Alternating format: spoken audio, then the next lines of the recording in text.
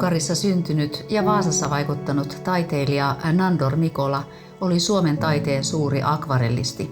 Hän maalasi pohjoista luontoa, merta, metsää ja varsinkin kukkia sellaisella tavalla, jota kukaan muu ei ollut aiemmin tehnyt. Hänen luomistyönsä tavoitteena oli tuoda esiin luonnon elintärkeää merkitystä ihmisen hyvinvoinnille. Valo on kaiken tärkein tässä maailmassa, juuri auringon valo. Ilman valoa ei ole värejäkään, ei ole mitään. Ja mä ilmaisin itseni maalaamalla, ilmaisen itseni väreillä.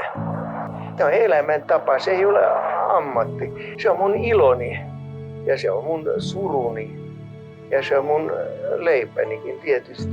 Tämä on tärkein asia elämässäni.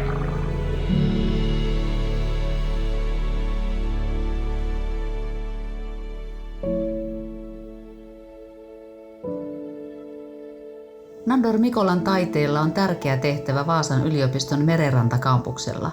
Taiteen avulla kampus saa kulttuurillista syvyyttä, joka lisää opiskelijoiden ja henkilökunnan viihtyvyyttä.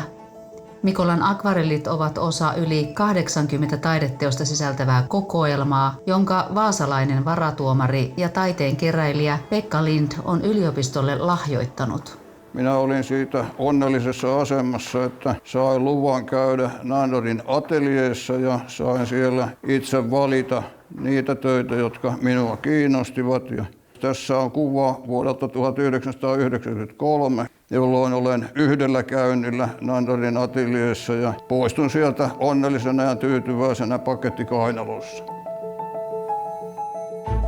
Nuori taiteilija Nándor Mikkola saapui Helsinkiin vuonna 1936 koristamaan Hungaria-nimistä ravintolaa. Hän meni naimisiin ja sai työpaikan 2 vuotta myöhemmin Lassila & Tikanoja-yhtiön mainospiirtäjänä Vaasassa. Täysipainoisen taiteilijan uran hän aloitti 1940-luvun loppupuolella, jolloin hän sai myös Suomen kansalaisuuden. Mikkola asui ja maalasi alkuun Ilmajoella, myöhemmin Vaasassa perheensä kanssa. Hän oli valoisa persoona ja sai nopeasti ystäviä suomalaiselta taidekentältä. 1950-luvulla pidettyjä yksityisnäyttelyitä Strindbergin galleriassa Helsingissä pidetään Nándor Mikkolan läpimurtona. Nándor oli erinomainen myöskin muotokuvamaalarina. Vanhin minulla omissa kokoelmissa oleva kuva on vuodelta 1950 ja sitten tuorein, eli Nándorin omien sanojen mukaan hänen viimeisin oma kuvansa on vuodelta 1991, kun sai se häneltä joululahjaksi. Monet muutkin taiteilijat ovat kuvanneet Nándoria. Heistä ehkä merkittävin on Fritz Jacobson, Nándorin hyvä ystävä, ja tässä on Nándorin muotokuva vuodelta 1986, jolloin Nándor täytti 75 vuotta. Nándor Mikkola maalasi 1960-luvulla tummasävyisiä informalistisia töitä, joita myös jonkun verran arvosteltiin kotimaisissa lehdissä. Tämän jälkeen hän siirtyi esittävän taiteen pariin, mutta vapautui myöhemmin takaisin abstraktiin ilmaisuun. Ennen kokonaisvaltaista antautumista vesivärien maailmaan Mikkola maalasi öljyväreillä, teki grafiikkaa, mosaikkitöitä ja veistoksia. Hän teki myös muutamia lyhytelokuvia, valokuvasi mielellään ja kirjoitti luonnon merkityksestä taiteessa ja elämässä Vaasan alueen lehtiin. Mikkola toimi lisäksi akvarellitekniikan opettajana. Nándor Mikkola rakasti merenkurkun kiviä ja kallioita, mutta kaipasi välillä myös ulkomaille. Uudet maisemat toivat uusia ajatuksia, inspiraatiota työhön. Matkat suuntautuivat Euroopan kaupunkeihin, mutta myös Kiinaan, Japaniin ja Keniaan. Hän matkusti myös kerran huippuvuorille yhdessä taiteilijaystävää Fritz Jacobsonin kanssa. Tällä matkalla hän maalasi peräti 40 teosta. Keskellä kesää minä paljon maalaan.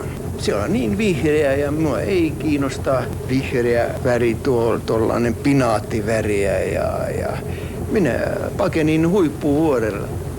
Tietysti tuli sellainen tunne, että en mä pysty tekemään täällä mitään. Ja mä oon kyvytön. Minä tunnen itseni niin pieneksi ja niin suuressa mahtavassa maailmassa, että en pysty tulkitsemaan mitä minä tunnen.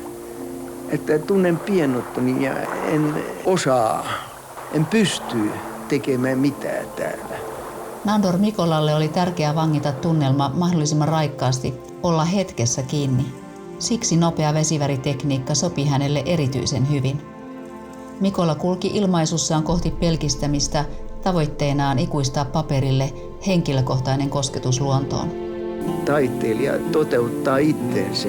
Cézanne sanonut, että minä maalan impressionista tai sagraalia tai maalan surrealistista. Ei se taiteilijan asia, se on taidehistorioitsijan keksimä juttuja, että pitäisi panna laatikkoon nämä asiat.